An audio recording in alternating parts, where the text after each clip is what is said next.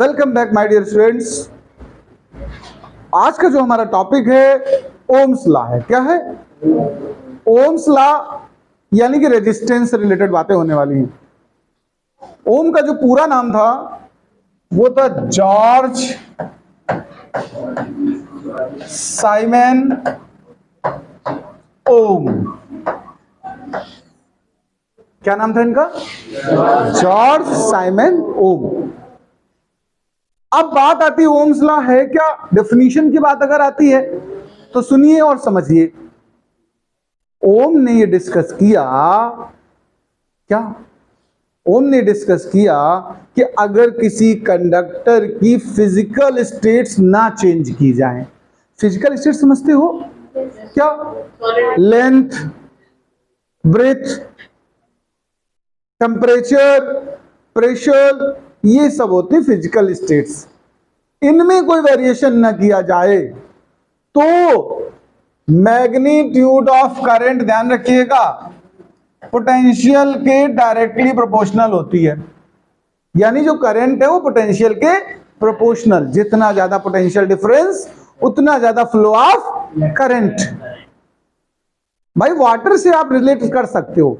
Water में जितना level difference होगा, देखो ढाल जितनी ज्यादा होगी उतना तेज पानी भागेगा कि नहीं भागेगा? बताओ।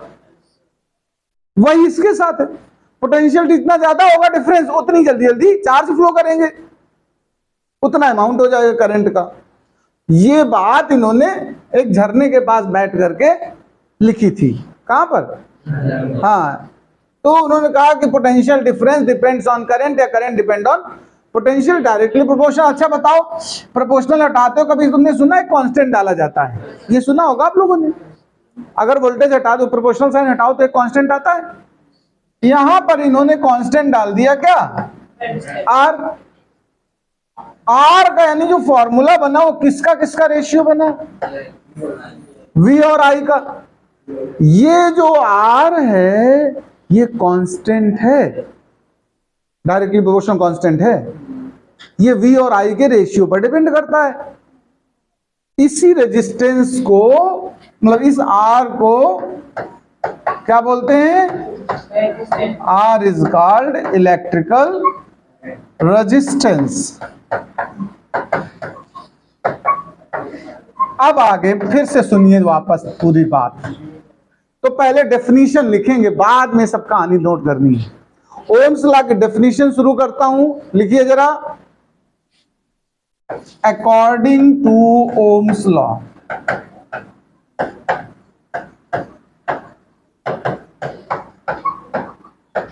इफ फिजिकल स्टेट्स, कंडीशंस लिख सकते हो, physical states like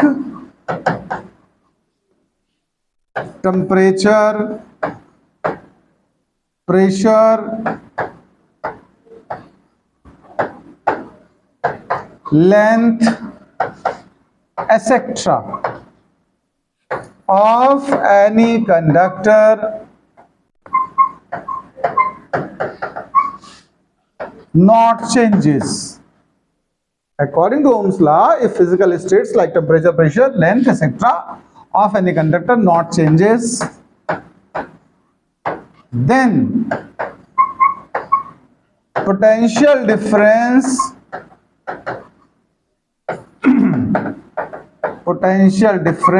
across conductor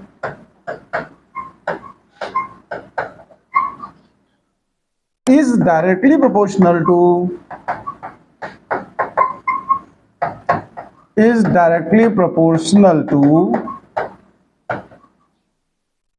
flow of current.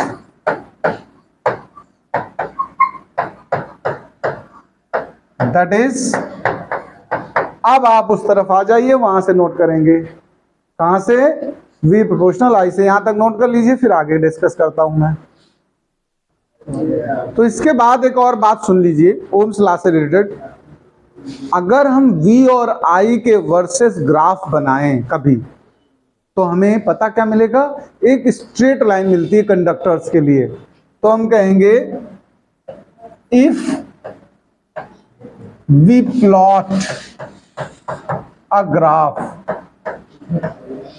V versus I, किसके वर्सेस, या V बिटवीन लिख दो चाहे, if we plot a graph between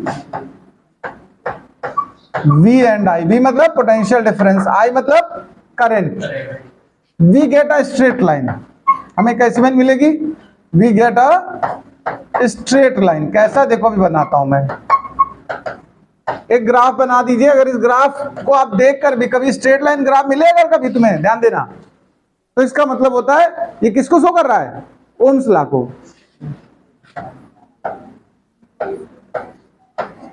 V और I के वर्सेस अगर कभी तुम ग्राफ बनाओगे तो तुम्हें कैसा मिलेगा, स्ट्रेट लाइन। ये ओम्स लॉ को रिप्रेजेंट करता है, इसको ओमिक सर्किट बोलेंगे। क्या बोलेंगे, जिन सर्किट या कंडक्टर्स के लिए V और I के बिटवीन स्ट्रेट लाइन मिले वो ओमिक होते हैं। क्या होते हैं, और इनके एग्जांपल में जैसे मेटल्स हैं, मेटल कैसी होती हैं, ओमिक होती हैं। कैसी होती हैं, लेकिन अगर कभी तुमसे पूछे नॉन ओमिक बताओ कोई चीज, नॉन ओमिक, तो नॉन ओमिक में ये ग्राफ ध्यान रखिएगा कर्व होता है। कैसा होता है, स्ट्रेट लाइन नहीं होगा। इसके भी एग्जांपल समझ लो, इसका एग्जांपल नॉन ओमिक का समझ दो। ओमिक मतलब वो जो ओम्स लॉ को होल्ड करे, माने ओम्स लॉ क्या कहता है, V और I आपस में कैसे हो, प्रोपोर्शनल हो, ये ओम्स लॉ है। नॉन ओमिक मतलब जो ओम्स लॉ को होल्ड ना करें, तो स्ट्रेट लाइन नहीं मिलेगी, कर्व मिलेगा। इसके एग्जांपल होते हैं डायोड वाल्व। क्या होते हैं, डायोड वाल्व, ट्रायोड वाल्व, ये तुम लोगों ने सुना होगा, डायोड वाल्व, ट्रायोड वाल्व। नहीं सुना तो सुन लो। कंप्यूटर की फर्स्ट जनरेशन क्या है पता है किसी को, फर्स्ट जनरेशन ऑफ कंप्यूटर किस पर बेस्ड था, हार्मोनिक वाल्व या वैक्यूम ट्यूब बोलते थे, सुना नाम, नहीं सुना, first generation vacuum tube, second generation transistor, नहीं याद है, third generation IC, fourth generation, बोलो फोर्थ जनरेशन आज जो यूज कर रहे हो आर्टिफिशियल इंटेलिजेंस। तो कहने का मतलब है, मैं शुरुआत की बात कर रहा हूं, फर्स्ट जनरेशन वाल्व यूज होते थे, डायोड, ट्रायोड, पेंटोड, टेट्रोड, बाद में आया ट्रांजिस्टर। ठीक है, तो ये जो वाल्व के बनते थे ग्राफ, वो कैसे बनते थे, जिगजैग बनते थे। जैसे बहुत सिंपल बता दूं आपको, टॉर्च का बल्ब होता है, यूज तो की होगी टॉर्च, टॉर्च के बल्ब को अगर मोमेंटली जलाया जाए तो ओमिक है, मतलब जैसे बटन एक लगी होती, दबाओ तो जलती है, छोड़ दो तो बंद हो जाती है टॉर्च, ऐसी देखी ना, उस समय ये ओम्स लॉ को होल्ड कर रहा होता बल्ब। लेकिन अगर चटकनी को आगे खिसका के लगातार जलने दो तो हीट हो जाएगा ना, थोड़ा सा हीट होने के बाद वायर हो जाते हैं नॉन ओमिक। कैसे हो जाते हैं, यानी टॉर्च का बल्ब अगर हम उसका ग्राफ बनाएं तो शुरुआत तो ठीक है ओमिक से होती, लेकिन आगे जाके कैसा हो जाता है, नॉन ओमिक। इतना हिस्सा ओमिक है, इसके बाद कैसा हो गया, यानी initially torch bulb is ohmic, but after some time of glow it is becomes non ohmic. ठीक है, चलो इसको नोट कर लो, बना लो ग्राफ वाले दोनों। देखिए ओम्स लॉ तो समझ गए आप लोग। हम रेजिस्टेंस को अलग से डिफाइन करना चाहते हैं कि रेजिस्टेंस क्या होता है। तो देखो थ्योरेटिकली अगर हम बात करें, रेजिस्ट मतलब होता है अपोज करना। रेजिस्ट का मीनिंग क्या होता है, तो जब चार्ज फ्लो करता है कंडक्टर के अक्रॉस, तो मटेरियल जो होता है कंडक्टर का, वो चार्जेस के फ्लो को रोकने की कोशिश करता है, हिंड्रेंस अप्लाई होता है। वो क्यों होता है, क्योंकि मटेरियल में अंदर एटम्स होंगे कि नहीं होंगे, खाली जगह तो है नहीं पूरी। तो जब चार्ज फ्लो करेगा इलेक्ट्रॉन वगैरह, तो एटम्स में कहीं ना कहीं इंपैक्ट करेगा, इस वजह से वो स्मूथली फ्लो नहीं कर पाता है। तो सबसे पहली चीज लिखनी है आपको, लिखिए the hindrance offered by material of conductor, material of conductor, the hindrance offered by material of conductor is called the hindrance offered by material of conductor in flow of, in flow of charges, in flow of charges is called resistance। अच्छा, ये तो theoretical definition हो गई। Mathematically अगर कहें तो V और I का रेशियो होता है रेजिस्टेंस। मैथमेटिकली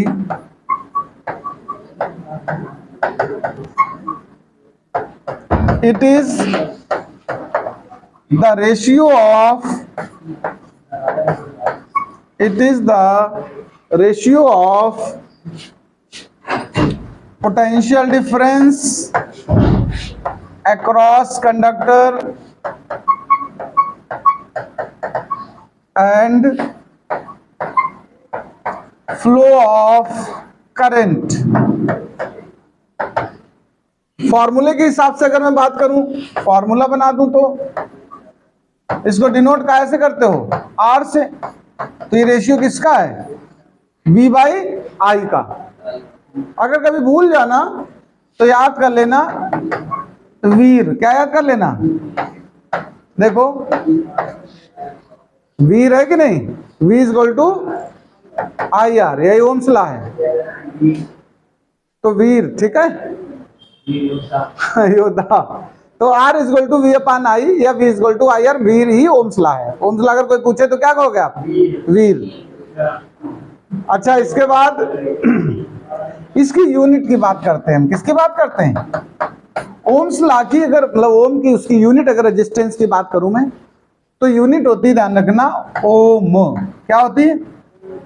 इसको डिनोट कैसे करते हैं?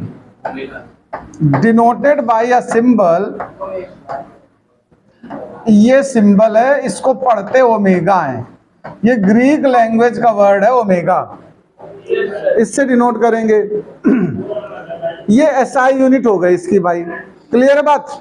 इतना नोट करो, फिर और थोड़ा बताते बातें। देखो ये जो रेजिस्टेंस की वैल्यू है, अगर हम डिपेंडेंस को चेक करें तो R एक तो प्रोपोर्शनल होता है इसके, V equal to I R होता है, तो V के प्रोपोर्शनल होता है और करंट के इनवर्सली होता है। क्या होता है? अगर डिपेंडेंस को हम चेक करें तो पहला डिपेंडेंस ये होगा, सेकंड डिपेंडेंस हमारा ये होगा, R प्रोपोर्शनल V और R प्रोपोर्शनल 1 अपान आई। एक और बात बता दूं, रेजिस्टेंस वेरीज विद टेम्परेचर। किसके साथ वेरी करता है? हाँ, रेजिस्टेंस वेरीज। वेरी मतलब चेंज होना। Varies with temperature. अगर मेटल्स की मैं बात करूं, टेम्परेचर बढ़ाते हैं तो रेजिस्टेंस भी बढ़ता है, और टेम्परेचर डाउन करते हैं तो रेजिस्टेंस भी डाउन होता है। ठीक है, इसलिए किसी अप्लायंस में हीटिंग होना अच्छा नहीं माना जाता है, क्योंकि रेजिस्टेंस ज्यादा काम करेगा, एनर्जी लॉस होगी। तो आप इस बात को लिख सकते हो, for metals resistance increases with increase in temperature and vice versa। उल्टा भी यही मतलब, डिक्रीज करने पर रेजिस्टेंस डिक्रीज होगा। बोलो भाई, इतनी बातें समझ में आ गई तुम्हें? रेजिस्टेंस के बारे में चर्चा हो रही थी हमारी, ये सब पॉइंट्स। ठीक है, इतना रखिए, फिर आगे की बात नेक्स्ट डे करते हैं।